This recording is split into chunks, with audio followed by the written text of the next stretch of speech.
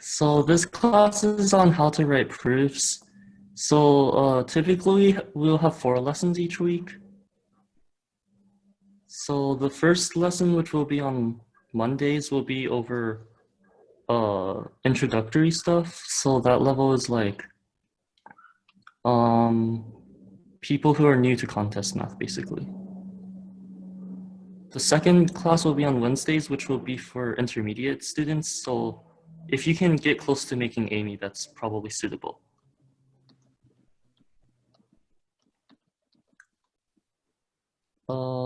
Okay. Yeah, this is Math Divulged. Do you want to introduce yourself, Eric? Okay, I'm Eric again. I got 5th at MathCon State in 2016, and Ben got 1st at MathCon State that year. So, I've made MOP 3 times, and I won UCMO when I was in 10th grade. Okay, Ben? Hi, I'm Ben. I'll be the TA for this class, teacher assistant. Like Eric said, it's a Math Council Middle School. I've been to MOP twice, and I'll be attending MIT as a freshman in the fall. Eric can as well, assuming MIT is happening this fall. Okay, so what being a TA means is that I'll be mostly in the background, but if you have any questions, you should direct them to me rather than Eric, and I'll answer those questions. So don't disturb Eric because he'll be teaching the class. Hey, so I'm Brian. If you have any questions and like if Ben gets like overwhelmed, like I can also help answer questions. I go to UC Berkeley. Oh yeah, so I probably won't be answering any questions this lesson because I'll be teaching. So direct all your questions to one of those two. Okay, so this seminar is on how to write proofs. So most of you are probably interested right now in competitions. The main competition for proofs in high school is Olympiads. Okay, so how an Olympiad works, so you have 4.5 hours for 3 problems. And usually that's over 2 days. So that's 9 hours total for 6 problems. Obviously the problems are really hard. So like you can say if you solve all of them, then you're expected to take like 90 minutes on each problem. In reality, what really happens is like a lot of times I'll spend the entire time on one problem, or I'll spend like half of the time on one problem and struggle the other half on another problem. These problems you might be expected to take like hours and hours to do them. So don't get discouraged if you like can't solve something really quickly. I'll go over quickly how the problems are graded in Olympiads because everything is on a scale of 0 to 7. So if you solve the problem completely, it's worth 7. You get a 7. And if you don't solve it completely at all, you get 0 points.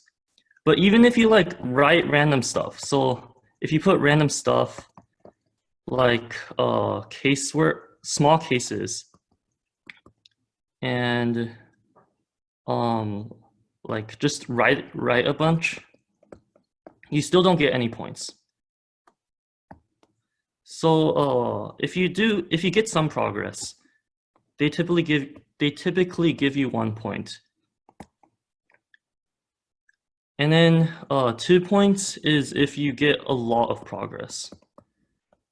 So oftentimes getting to 2 points is actually harder. So getting from 0 to 2 is harder than getting from 2 to 7. So a lot of people, like on the UCML, they don't tell you what score you get for each problem. So if you like if you think you did a lot, you were like pretty close to the solution, they're likely going to give you 2 points instead of like 6 or something. Okay, so then 6 points is if you get close to solving. And then 5 is like, or no, not close to solving. That's like if you make a mistake, a small mistake. So for example, if they ask you for a answer in the proof, like find all of something and you like forget one case, then that might be at 6 points. Okay, 5 points is big mistake. And then 3 and 4 are non-existent. Okay.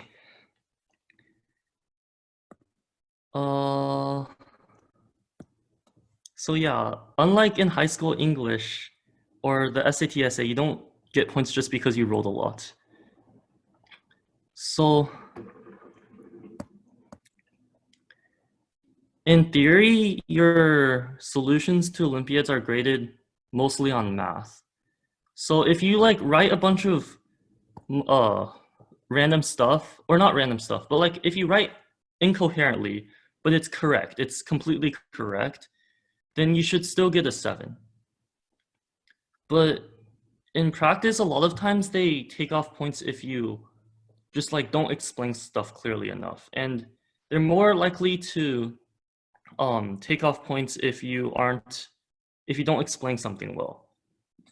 So I'm actually very good at getting points taken off of me. I get a lot of 6s and 5s and sometimes 4s for like messing up the solution pretty significantly because like say I wasn't very careful or my like explanations were very unclear. So if you want to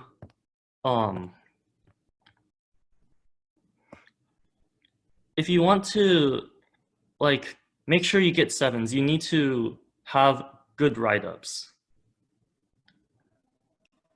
Okay. Oh yeah, and outside of Olympiads, you can also find power contests. So like PUMAC has a power contest. HMMT has a team proofs.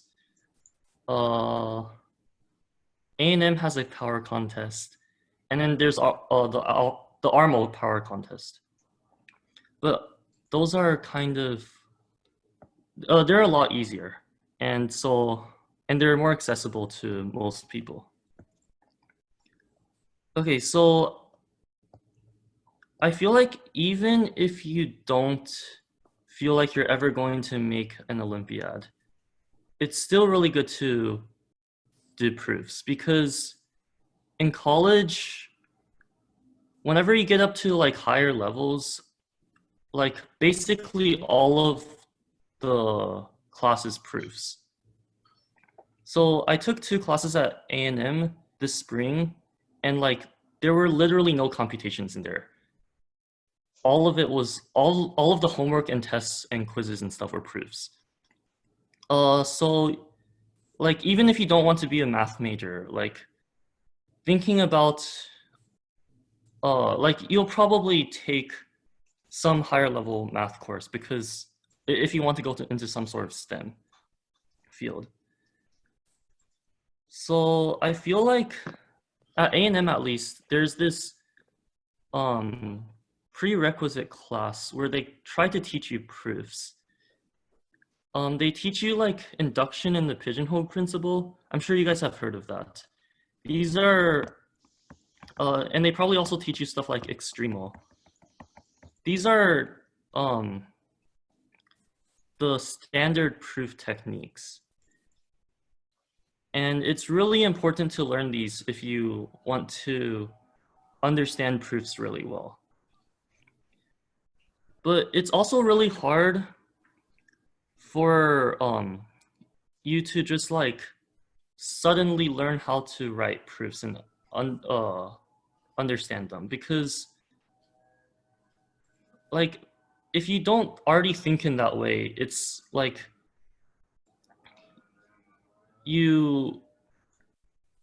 it's like a way of thinking that you need to develop and you need to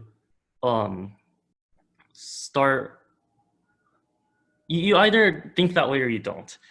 So in college, the professors can't help you as much because they have a lot of students to deal with, or unless you have a small class size. Okay, so I think it's really important to start early. So one of the reasons I feel like I did so well on Olympiads is because I started so early in proofs. I went to these camps and they really emphasized proofs to me, even in their supposedly Amy classes. And so I just kept that and used them on Olympiads. Also, if you want to do any sort of research, obviously math research, you'll have to write proofs. That's your entire job other than teaching. But other subjects as well,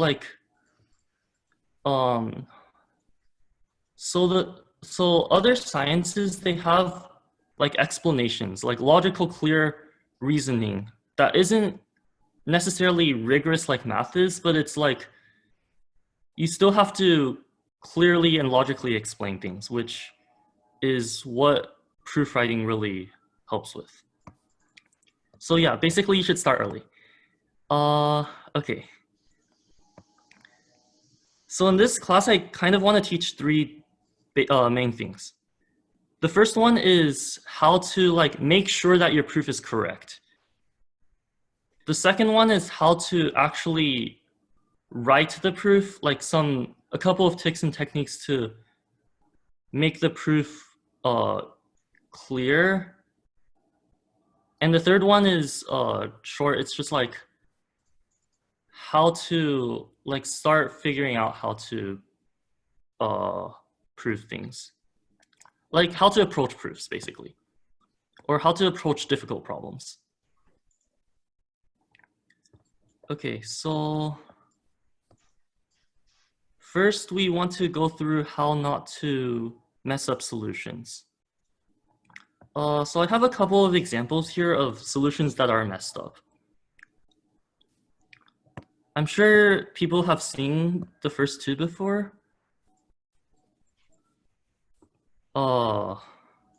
So this one goes 1 plus 1 equals to 1 plus the square root of 1 times 1.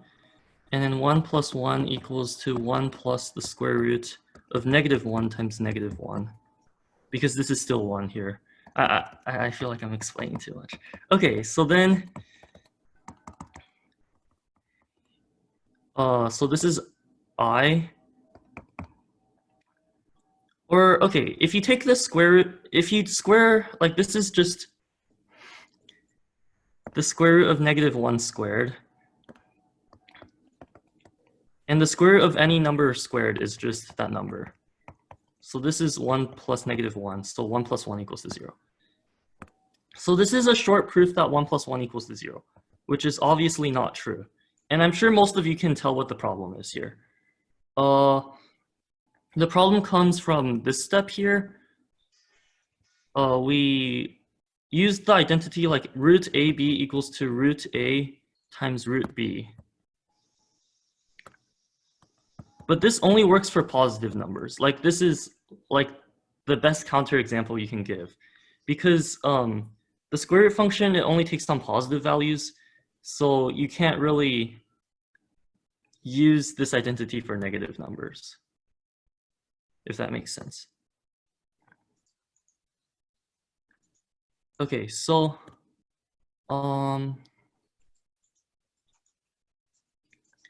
that proof, showing it so clearly like that, you can clearly see the problem. You can immediately see the problem. So it's I feel like it's really important to write out your proofs neatly so that you can clearly understand what's wrong. Okay. Okay, the next proof is that all triangles are isosceles. I feel like most people have seen this as well. Or not, maybe not most people, but a lot of people. So what you do is you take the angle bisector here. You take the angle bisector and then you take the perpendicular bisector here. Okay, so okay, so we want to prove that AB equals to AC. That's our goal. So what we're going to do is we're going to drop this altitude here and we're going to drop this altitude here. Okay, so we know that these two angles are equal. And we know that, okay, let's name stuff. So this is Q, this is P, this is Q, this is R, this is S. So these two angles are equal, and because we dropped the altitudes, these two are right angles. So we have A, S, congruence. So that means that triangle APS is congruent to triangle APR. Okay, so now let's look at these. Let's draw these two segments. So because this is a perpendicular bisector here, that means that PB equals to PC. If you want to prove that, it's like it's basically like, you know that QP equals to QP, BQ equals to QC, and these two are right angles, so it's SAS, similarity, or congruence. So you know PB equals to PC, you know that these two are right angles. And because of this congruence here, we know that PR equals to PS. So we know that that means that triangle PRB is congruent to triangle PSC. Okay, what we get out of this is AR equals to AS because these two are congruent, and we get that RB equals to SC. So if we subtract these, we get that AB equals to AC.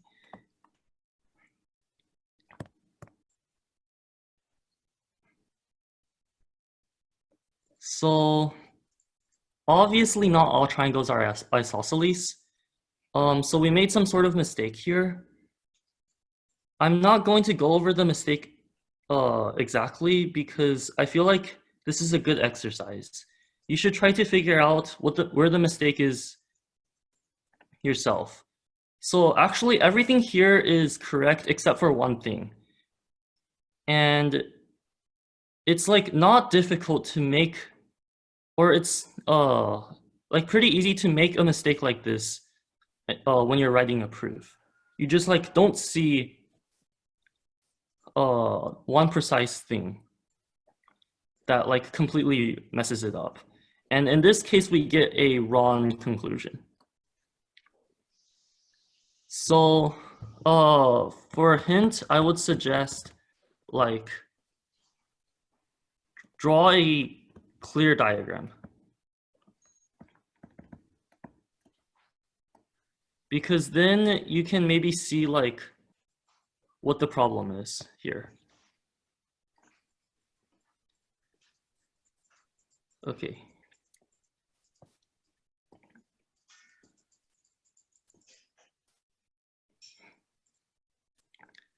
So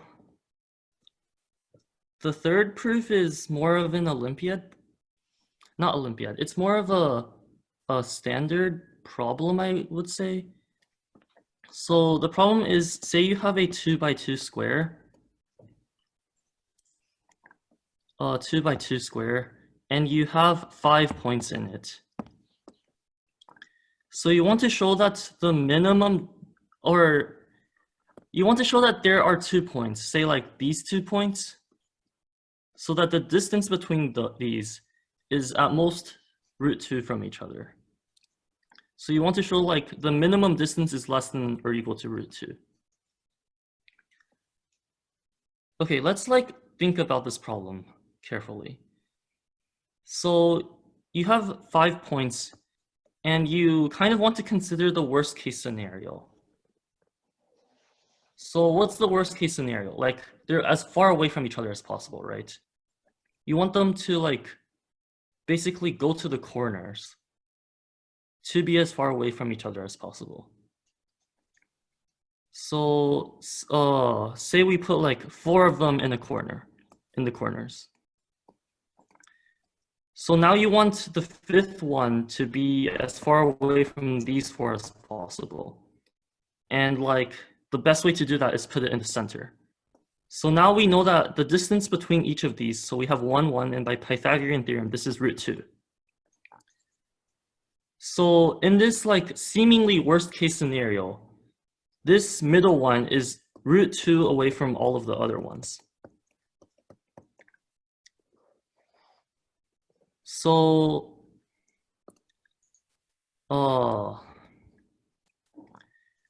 yeah, so like one way you can like try to write a proof here is like basically do what we just did. Like in order for them to be as far away as possible, you want them to go to the corners. And then the last one must go in the center to be as far away from the other ones as possible. But that's like there's no metric for defining what like as far away as possible means. Like what does as far away as possible actually mean? It's like you can try to create some sort of like definition for this, but if you don't, like if you just say as far away as possible, that's like completely not rigorous. And so saying something like this as a proof would not give you, it's just completely incorrect. It would give you a 0 points on an Olympiad. Okay, so let's go over the right idea. So the right idea is you separate it into 4, 1 by 1 squares. So that's why I said 2 by 2 square, so that you could think to separate it into 4. Okay, so the logic is that every single 1 by 1 square, the maximum distance is the square root of 2. Like if you have 2 points in here, like you can, okay, the maximum distance is the diagonal. That's like, you don't need to prove that if you want to write up a proof. Okay, so then basically if the first point goes in here, the second point goes in here, the third point goes in here, and the fourth point goes in here, then the 5th point must go in one of these 4 squares. So say it goes in this square. That means that these 2 points are actually at most square root of 2 away from each other. So you actually basically solve the problem. But this isn't exactly right still. You can't just say that the first one goes in the first square, the second one goes in the second square, the third one goes in the third square, and the fourth one goes in the fourth square. Like that might not actually happen. You might have like a situation where you have like the first one is here, the second one is here, the third one is here, the fourth one is here, the fifth one is here. Okay, so the right way to get around this, if you want to use this logic, is what you say is, so we assume this by contradiction that none of them are, like all of them are the square root of 2 away from each other. So we want to prove that, okay, so we assume that all of them are root 2 away from each other. So we want to prove that this cannot happen. I should say greater than root 2 away from each other. So now we use this 1 in each square thing. So if like we just choose a random square for the first one, and then for the second one, it can't be in the first one because we assume that all of them are root 2 away from each other. That means that, like, if it were in the same square, then these two would be less than, or at most, the square root of 2 away from each other. So that means it must be another square.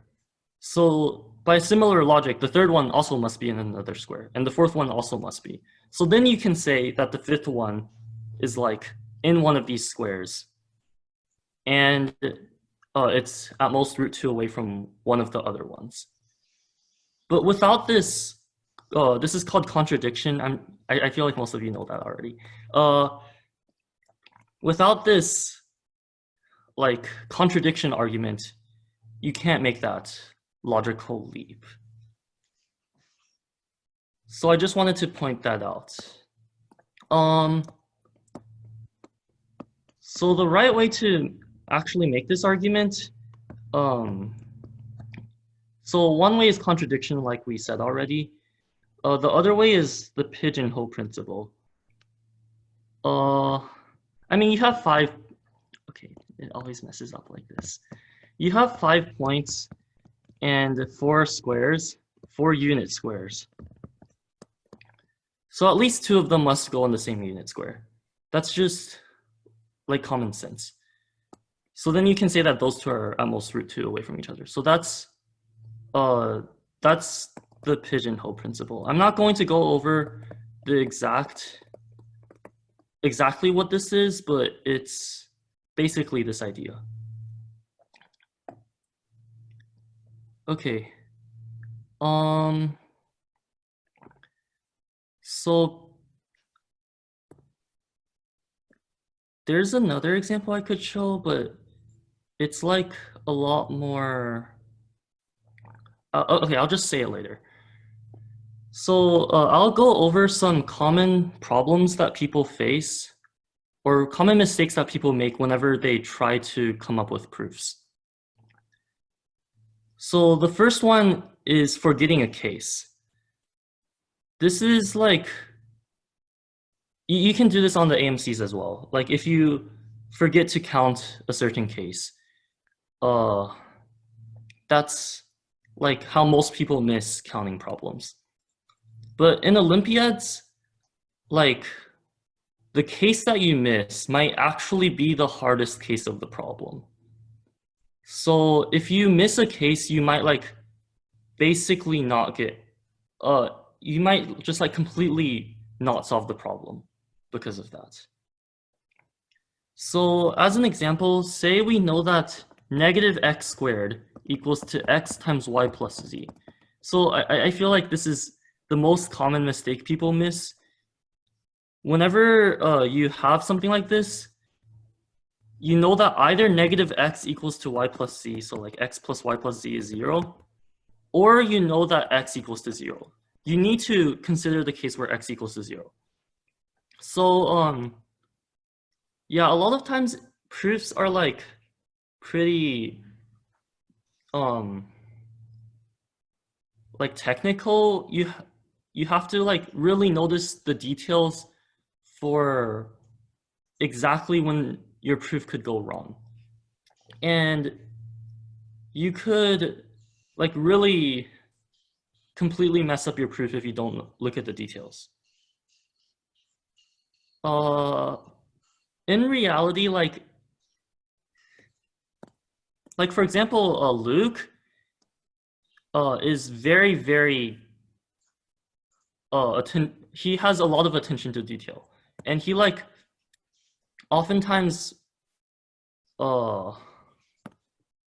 notices stuff about problems about his proofs that could go wrong when like other people can't. Other people just like don't really notice. So I'll say that I've gotten 6 on tests quite often because I forget like a small detail. Like I actually forgot a 0 case once. Oh yeah, I forgot the dividing by 0 case once and got a 6 out of 7. Okay, so the next thing you don't want to do is circular reasoning. So sometimes circular reasoning isn't like that obvious. It might be kind of obvious here. So if you say you want to prove that if absolute value of x plus x is greater than 0, then x is greater than 0. Okay, so let's look at the proof. So since x is greater, okay, sorry. Since the absolute value of x equals to x, so this is x. So we have x plus x is greater than 0. So 2x is greater than 0, and dividing by 2, you just get x is greater than 0. So this is circular reasoning here. We like assumed that the absolute value of x equals to x. Or we assumed in order for this to be true, we need x is at least 0. So we used x is at least 0 to prove that x is at least 0, which you can't do that. You have to like, basically in this case, you have to say if x is like, if x is less than or equal to 0, then whatever. You have to prove the contrapositive or go by contradiction. Okay, the third one is kind of like basically a lot of times people who aren't as experienced might mess up what a problem statement actually means. So for example, if it asks to find all functions, so a lot of times it asks find all functions f, and then it gives you some something like f of x plus f of 2f of 1 over x equals to 3x, something like this. So you cannot assume f is a polynomial. So f is not necessarily a polynomial. F is not necessarily continuous. So you can have a really, like, in this case, that's not true, but it's possible to have like a really weird function where like, that's probably not a very good description. Okay, it's possible to have a really weird function like this, and then like this, and then like this, and then like this. Oh, that's not what I meant to do. So you should not like assume that f is continuous. You shouldn't assume that it's like something you can graph. Like typically if you have a problem like this, just like don't use graphs at all. Don't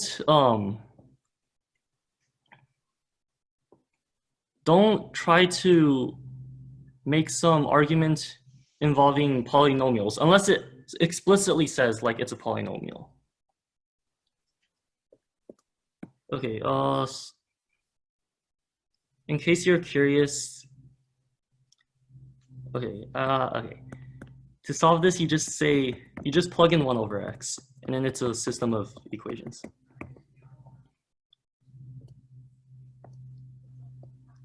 And then finally, you might, it's kind of like tricky what the problem statement means sometimes.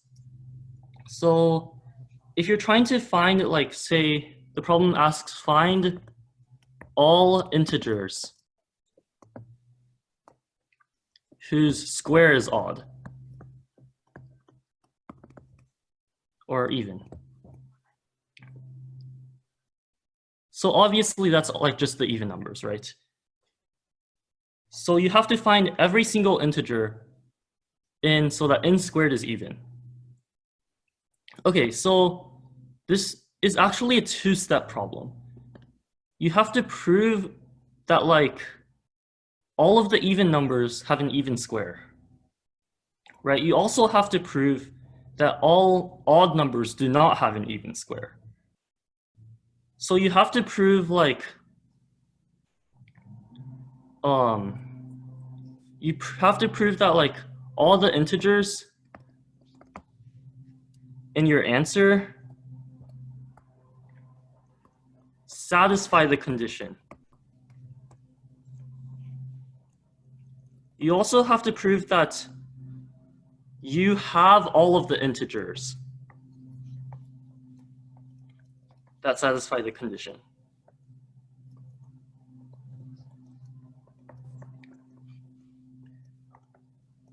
So a lot of times, one step of this problem of like these two steps is easier than the other part. Usually this step is a lot easier, but you should still remember that you have to do it.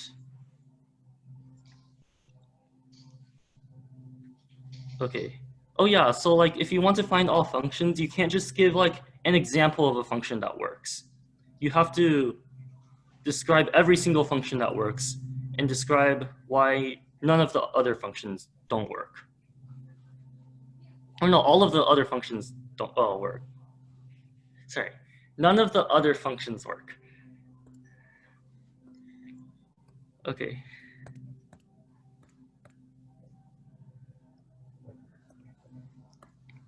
So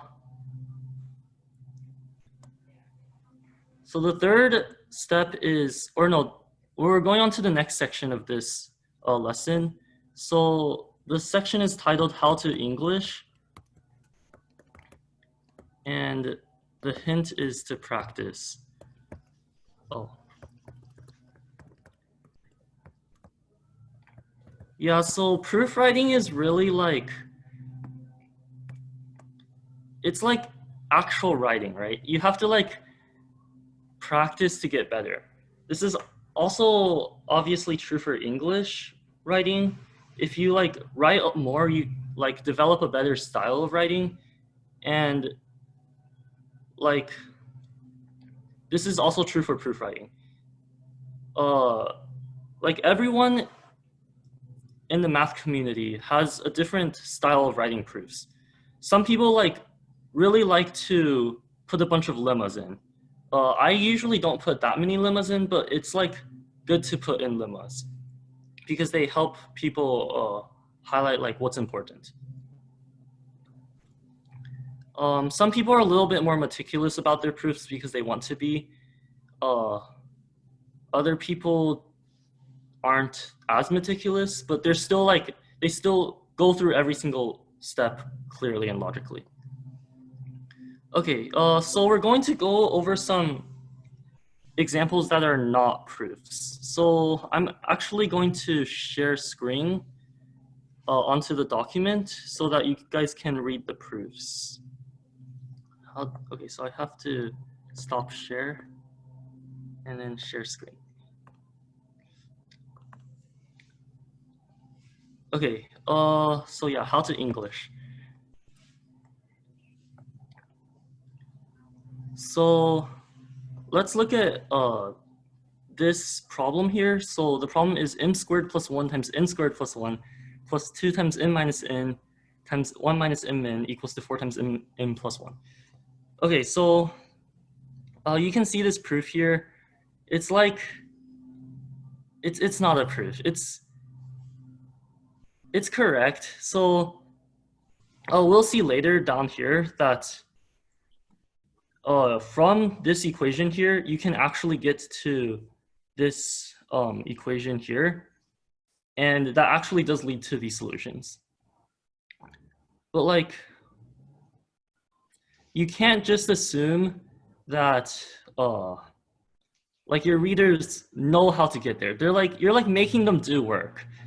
And the point of a proof is to explain logically and clearly the exact process that you like go through in order to get to the answer. You can't just like give like just saying the answer is obviously a lot worse, is worse than this, but like you can't just like give one step, even though this is the most important step. You have to actually work through all the algebra. Yeah. Okay, so let's look at the actual proof here. So you see how they started from the original equation and then they expanded here. And then they showed exactly how they rearranged so that they could get a square here. So like you subtract 2m in here to get a square here and so on. Okay, so then they showed how they like explicitly said that they used the factoring trick for just a square, like a squared plus 2ab plus b squared here in order to come here. And then they factored it out and then they, or they expanded, then they factored, then they took the square root.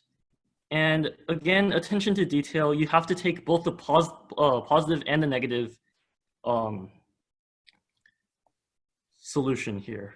You can't just take the positive one. Okay, so, okay, I'm gonna be completely honest here. This is like, you don't need to put this much detail.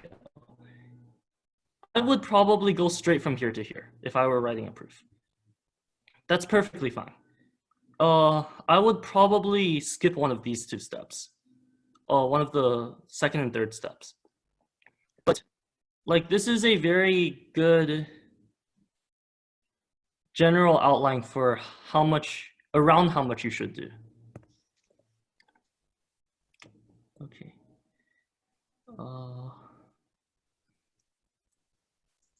Wait, can you guys see my mouse?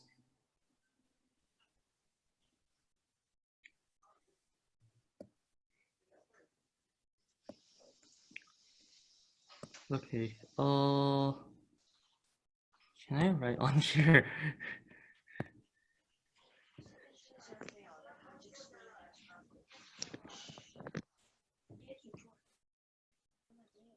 Okay.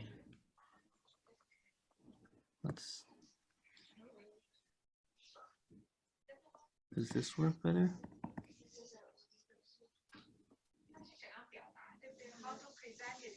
Okay, I'll just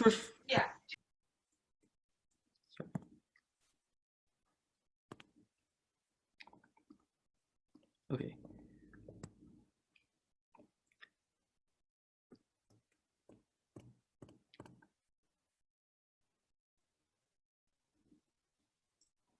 Does anyone know how to annotate?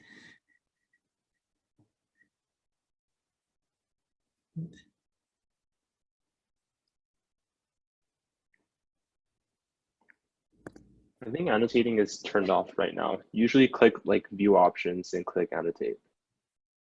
Okay. Wait, where's the view options?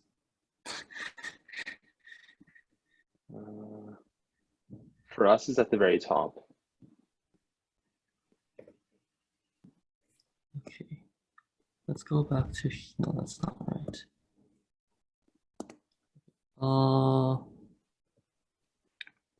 Options. Wait, at the very top? I can't hear you. That's when you're sharing. I think annotating is kind of disabled right now. Okay. I'll just like, oh. What? That's not what I meant to do. Okay, I'll scroll to show people. Should I explain everything again? Or did people basically get it?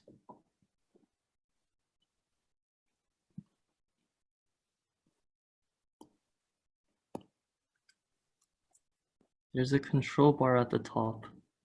There's no annotate here.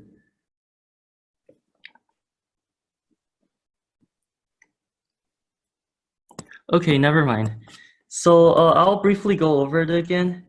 So yeah, the one at the top, one of these two at the top, I wouldn't go through, and then I would go straight from the top step here to this step here. Okay. So the next thing I want to emphasize is how clearly, like, the cases are clearly labeled. Don't be afraid to like clearly label stuff, like lemmas. And if you have a claim you want to point out, you should put that at the very beginning. Or if you want to, you can honestly like just like outline your proof from the beginning so that your readers understand what you're going to do, especially for longer proofs. Okay, so here, like you can, it's like not, we didn't exactly describe like, because these are integers and these are the only integers that multiply to 2, n plus 1 and n minus 1 must be these 4. So you don't have to say everything still. Okay, so let's look at this next problem. If any of you guys know Cauchy, this is like really easy using Cauchy, but we are not going to do it that way.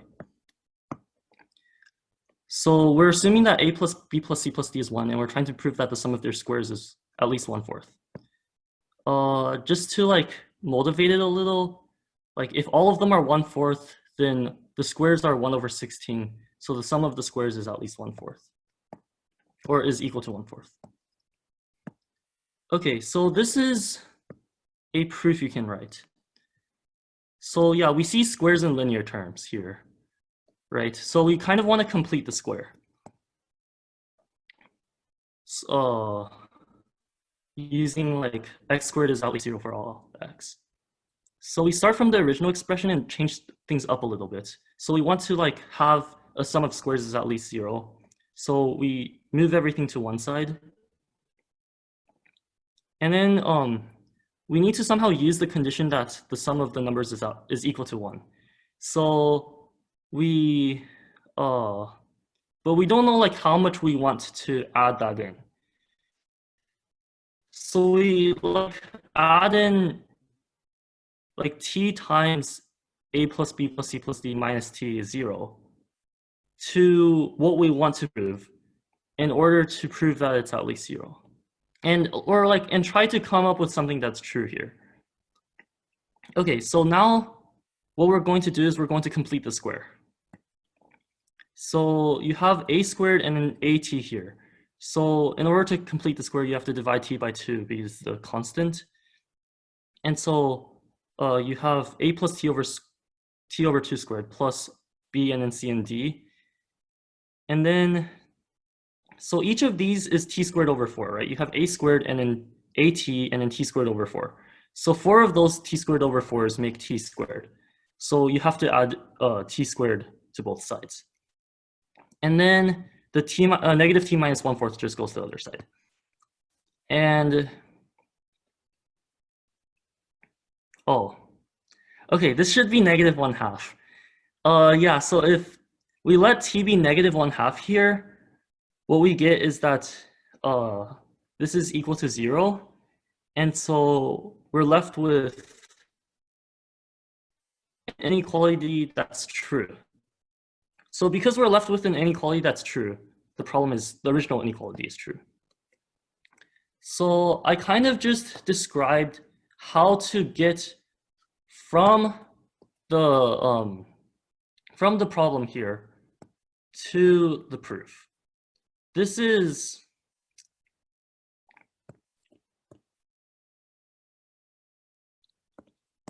like not the right way to write proofs. You're like describing your thought process here. You're not actually like writing down the logical steps from what's true, from like a true statement to your proof. Like this is technically acceptable because it's clear that all of these steps are reversible. You can go from here to here to here to here. But it's not like, it's not how you would normally do things. So instead, what you should do is you should just plug in t equals to -1/2 here. Again, this should be -1/2. You should plug in t equals to -1/2 from the beginning and then work backwards. So here, instead of starting from the original equation, we started from the statement that was true. So you can clearly see the logic that goes into the proof. So we say that this is true, so we can expand. So this is true. So then we use that a plus b plus c plus d is 1 here. And then we finally get that the original, this should be 1/4. Okay, the original equation here is true. Because like this is -1/2 plus 1/4, and you move it to the other side. So yeah, you should always think backwards, or not necessarily always, but you should oftentimes try to think backwards through your problems, through how to solve your problems. But like write your proofs using forward, like logically from what's true to what you're trying to prove.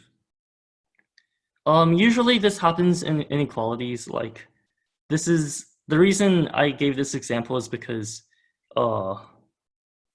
inequalities are where you usually work backwards, but you can also work from other algebraic manipulations and this geometry problems. Yeah, so the purpose is to describe the logic itself, not the thought that went into it. Okay, so we're not actually going to go through this proof, but I'm just going to like show the not so good proof and the better proof. Okay, so the problem is show that for any set of 100 integers, that there's some subset that the sum of its elements is the multiple of 100. So if you have like the numbers 1 through 100, actually you can just choose 100 as your subset, like 100 by itself. Or you can choose like 1 and 99 or 2 and 98, or like 1, 2 and 97, something like that. So those are the subsets that where its elements add up to a multiple of 100. Okay, so whenever you see this and you're trying to solve this, immediately what you should do is you should define what the 100 numbers are. So you should say like the 100 numbers are x1, x2, x3, so on to x100. Obviously, you can use any variable you want. Okay, so let's look at someone who did not do that.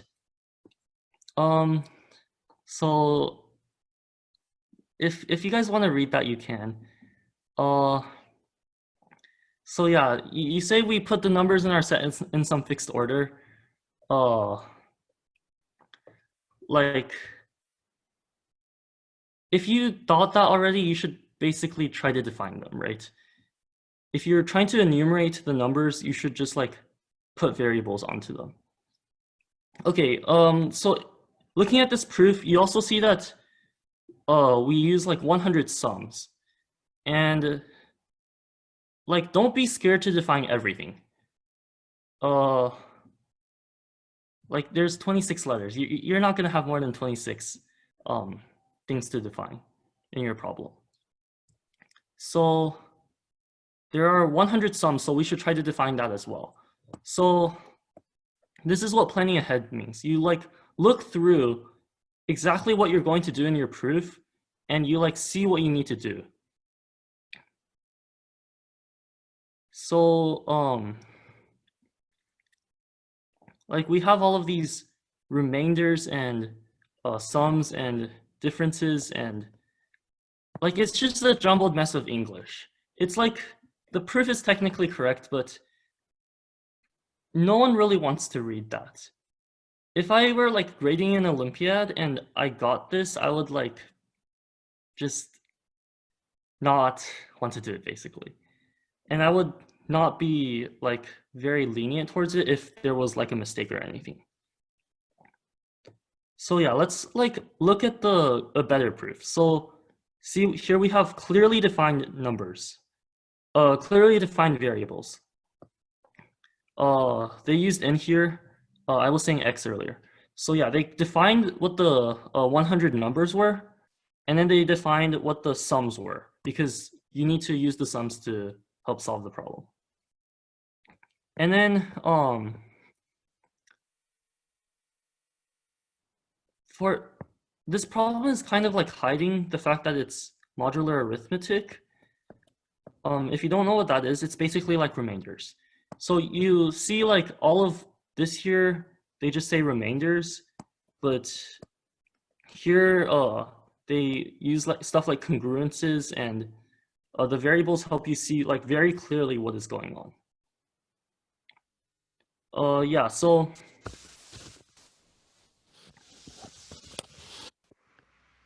okay. So yeah, you should try to add a bunch of space so that your readers like can see what's important. Like this equation is important. Or I guess, yeah, this equation is pretty important. But at least this equation here is very important, though it's kind of messed up. It's okay. So like that ways your readers can like go with the flow and not just try to have to get through like a long paragraph. So yeah, the more you do proofs, the more you can like see how to do these things and see like where you want to add breaks and how long you want to make your paragraphs and stuff like that. Okay, there's the music again. Okay, so here are some general tips and tricks. I already said practice. But I think it's worth mentioning again. So everyone has the same style, oh shoot, sorry. Yeah, everyone has different style. Okay. And like it's not always the right thing to, or like oftentimes if you solve a problem, you like think you know what the proof is, but like as we said earlier, it's really easy to make a mistake. And if you like write down the proof, or at least write down an outline for what the proof is going to be, you can like work through your logic again and see if you made a mistake. So honestly, I feel like that's one of the things I did the worst in Olympiads. I like didn't do many write-ups, and that's part of the reason I keep missing so many points, and I fake solve relatively often. So yeah, you should write stuff as much as possible so that you can like develop your arguments and see exactly how to clearly describe why things are true, instead of like, it's not necessarily just the ideas that matter. It's like, can you clearly describe it? If you can't clearly explain something, then maybe you don't understand it as well. In order to actually understand stuff, you should try to explain it. Okay, the next thing is have a plan. We already described this. So a lot of times I feel like I want to just like get something done. I want to just start writing down my proof, even because like I want to have some progress. But it's a lot better to like make an outline. For simpler proofs, you might not need to do that, but like, or you might just have one in your head and it's like pretty obvious. But again, like with the variables thing, we didn't have an outline in the first proof. We didn't see what we needed to define at the beginning. So we instead, you're left with like a really long paragraph. Instead, you need to like point out like the key ideas, what you need to define, all of the lemmas and claims you need to make, and if you need to make like any casework and stuff.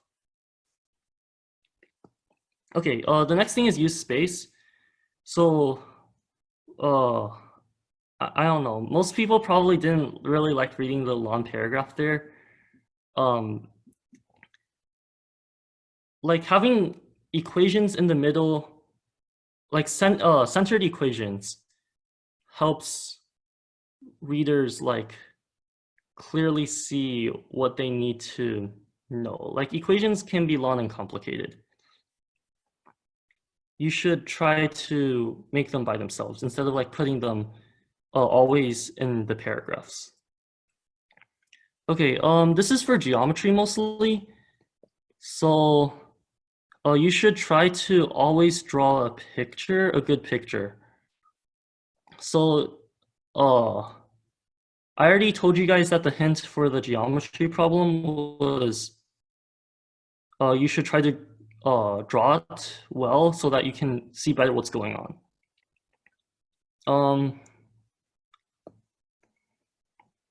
Okay, so for in proofs, if you don't have a picture, it's hard for the reader to like visualize everything. They have to make the picture themselves, and no one wants to do that. You're trying to like clearly describe everything. You're not trying to,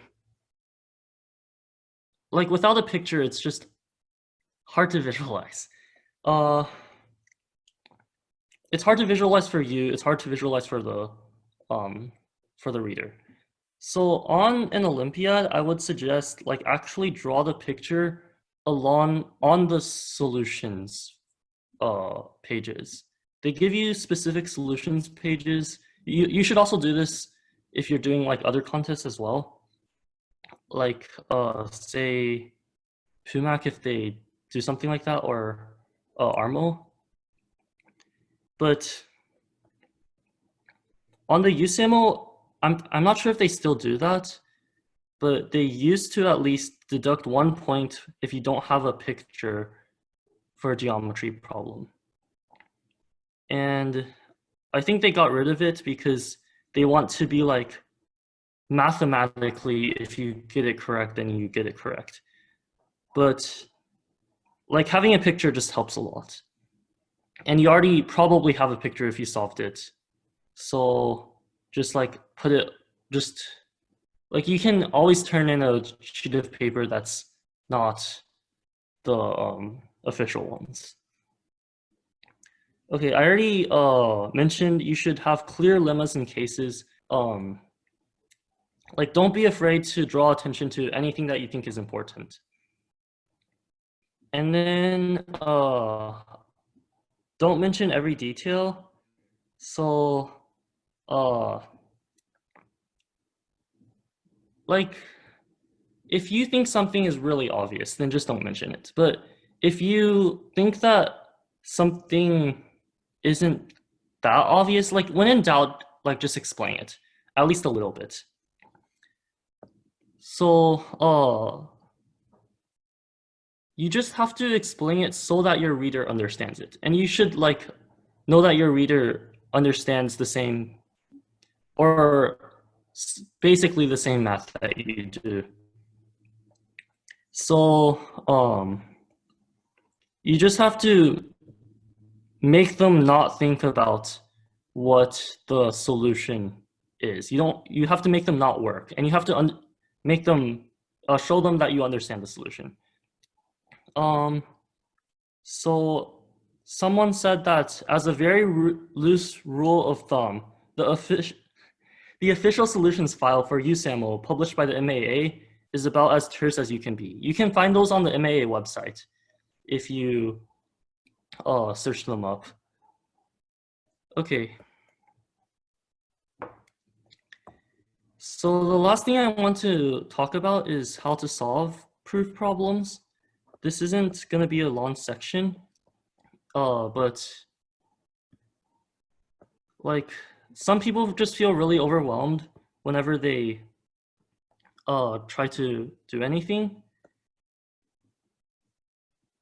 So for example, like a lot of people just train to say make an Olympiad, and then once they make it, they just don't know how to write a proof at all. So I said this in the handout, but I'm not sure I've said it here yet. I feel like even if you're not going to make an Olympiad, it's like important to understand why, or it's important to do proofs because it like helps you understand stuff. I mean, a lot of problems are proof problems. A lot of difficult examples are proof problems, especially the higher up you get. And so if you want to solve the later or middle AME problems, it's like really good to understand proofs. It's also like if you can't explain something, you don't really know it. If you just like do stuff based off of like I think, or like based off of pattern recognition. Like honestly, trying to find patterns is a good way to go to a proof, but you can't just say, you can't just like depend on patterns if you really want to understand how a problem behaves, or like really understand the solution to a problem. So if you want to learn better, it's good to do proofs. And if you're like just explaining how to solve a problem to someone, like that's basically a proof, right? You can't, obviously like if you say, I thought that this was true, so then I like guessed this thing, like that's not really a proof, but that's like, it's really hard to solve problems that way consistently. Okay, so yeah, I want to quickly mention how to solve proof problems. So the first thing is don't give up. So again, proof contests or Olympiads are 4.5 hours for 3 problems. And in reality, a lot of people spend most of the time on one problem. So like, you can be expected to spend like 3 hours on a problem. Like if, for easier problems, for AMC and AME, the problems can only take like 10 minutes, even if you're struggling. Like you can say, I struggled to solve this problem and I spent 10 minutes on it. But like for proof problems, like you really need to think deep about it. You really need to try a bunch of things. And just like trying to understand the structure of the problems can take a really, really long time. So like I've spent like days on problems. I've been on and off on some problems for like years. So, but like actually getting to the solution, I feel like helps so much more than looking at the solution. If you just look at the solution and never come back to the problem again, all you're getting is maybe like that one trick. Like you learn how that one trick can apply to problems, and because you only read the solution, you like don't really internalize it.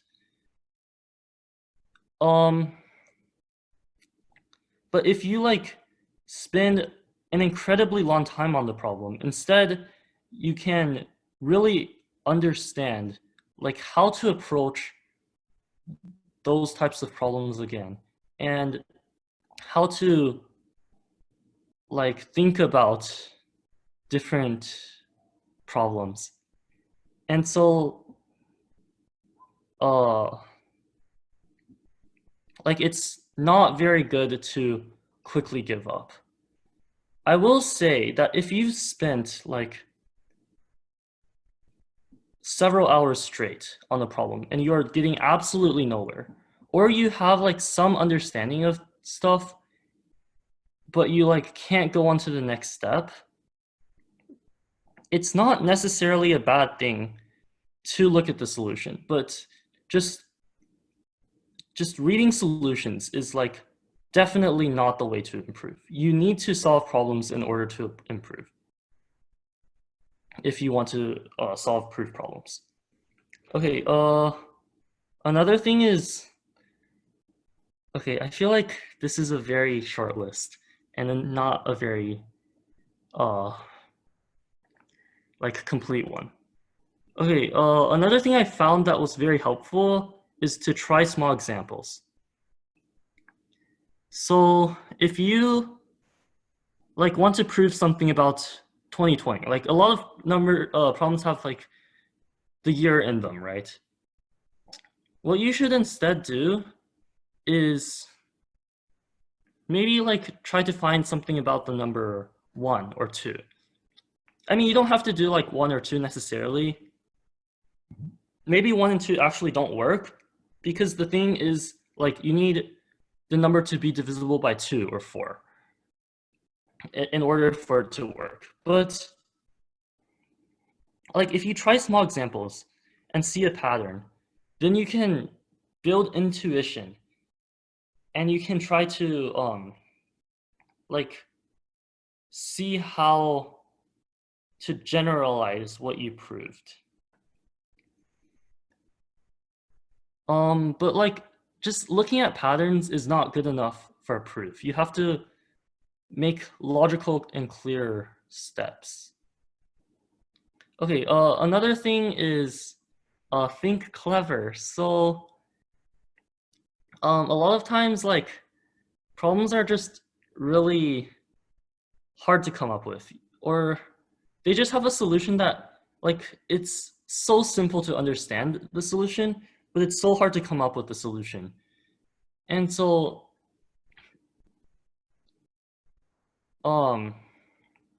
if you just read the solution, you'll either think like, oh, I definitely could have gotten that, I definitely should have gotten that, or you'll think like, oh, there's no way I could have gotten that, that's just like too smart. Like you should try to, if you like spend a long time on the problem and try like many different approaches that seem like smart, I guess, like just try to think in a way that's smart. Like try to think in terms of the problem writer. Like what technique could they have been trying to go for here? Then you can maybe learn something out of that. Even if you like read the solution, or yeah, even if you don't get the solution and you like read it, you can see like, oh, I missed like this clever approach, but like I thought of all of these other clever approaches that like just happen to not work. You can do a lot more, or you can theoretically come up with a lot more than you think you can. You can like obviously theoretically come up with any solution that you understand, but in practice, you really need to like have experience to be able to come up with anything. It's really helpful, or yeah, you should just try to think clever. Okay, the fourth thing is, I'm gonna add something here, Eric. Okay. Yeah. So your mindset is very important when you solve problems. And people often say that math is like less creative than other subjects because it's, you know, like dull, like just calculative. But Olympiad math and proof-based mathematics are actually very, very creativity based. So you need to be like constantly thinking out of the box, changing your mindset, looking at different angles, et cetera, et cetera. Don't just rely on past experience. If you rely on problems you've solved before as past experience, you're going to have trouble solving really new, innovative problems when you encounter them. And that's the difference between a good competitor and like a really top-notch competitor. That's it. Okay, thanks, Ben. That was really good. So yeah, like the last thing I said was try different approaches. It kind of ties in with what Ben said and what I said. So one of the worst things to do in when you're trying to solve a problem is just like get stuck on one step or get stuck trying something that just happens to not work. Sometimes problems only have one intended solution, one solution that actually works. And if you just like only keep on trying like one thing, like Ben said, like one thing that you've tried before and has worked, then you like won't get anywhere. Say you just like stare at your wonderfully drawn geometry diagram and you like just like try to angle chase or try to find 3 points that are on the same line. Try to find 3 points that are collinear. And you just can't find anything. Like you should try all of the other tools you have. Maybe you should try power of a point or similar triangles or something like that. Like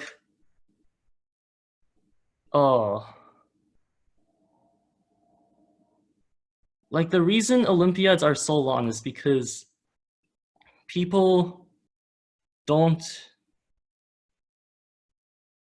just like need time to come up with different approaches to problems and see if they can come up with the right one.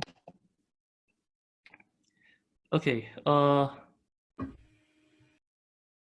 that's all I had to say for writing proofs.